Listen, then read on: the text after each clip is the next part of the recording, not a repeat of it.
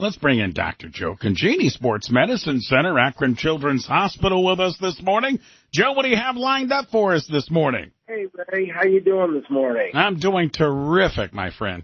Great. We all, those that are Guardian fans and love our baseball team, pins and needles, man. The one medical issue that we can't afford to have a problem with is Tito Francona. And Tito's tenuous health, we'll have to keep an eye on that, and let's just hope that it was an abundance of caution and that he's going to be okay, and we'll keep an eye on how he progresses. But I wanted to talk about a real simple thing today, Ray. Keep it simple.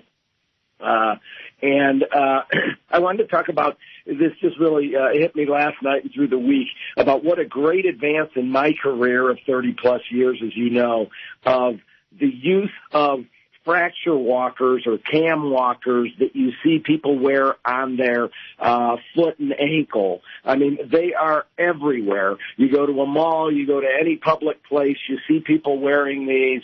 You see people of all ages, kids with injuries, adults, senior citizens with injuries. You can see it for people that have foot problems, ankle problems, heel problems. In our world, in medicine, it treats things like overuse injuries, stress fractures, bad sprains. Very, very helpful tool. I happened to be watching last night on a 30 for 30 about Bill Walton, and he had a bunch of stress fractures. He was the best player in college in the world and paid a lot of money, and he kept re-injuring his stress fracture to his foot. They kept putting him in a cast and on crutches. What a rough way it used to be to go. And now in these cam walkers and fracture walkers, you wear them, you can take them off to shower, you can take them off to sleep. They're relatively easy to get around in, but there is a problem with them, and I want to bring that out. I talk about it in my office every single day. The part of the problem is that people wear these too long. They get into an urgent care, a doctor for a one-time visit for a diagnosis, and they really don't know how long they're supposed to wear it, and they don't do anything during the period of time that they're in the boot or the cam walker.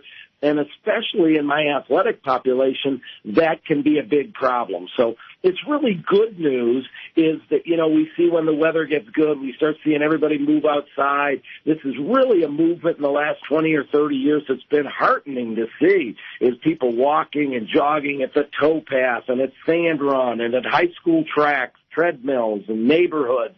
Neighbors getting to talk to each other again on walks and things. But a lot of people, when we get the good weather, they overdo it. They get these overuse or overstress injuries, and they get in the boot. But what they should also be told is when they're in the boot, they should be taking it off, especially active people, and doing something active. And so one of those things is called cross-training. And so when you're in a boot, you can get out of that boot with most injuries and ride an exercise bike, ride a regular bike on a flat surface. You can get in a pool this time of year and stay active so you don't lose that fitness that you worked so hard to gain. And number two, maybe even more important, is it's a good time to do exercises for the foot, the ankle, and even for our athletes, the core. So let's use it as a good time, we tell these athletes, to really build up their core and lower extremities so when they come out of the boot and come out at an appropriate time, they're in pretty good shape. And on the flip side, we see a lot of people who have been wearing these boots so long that they really have atrophy, they're really out of shape, they're really prone to having other and second injuries.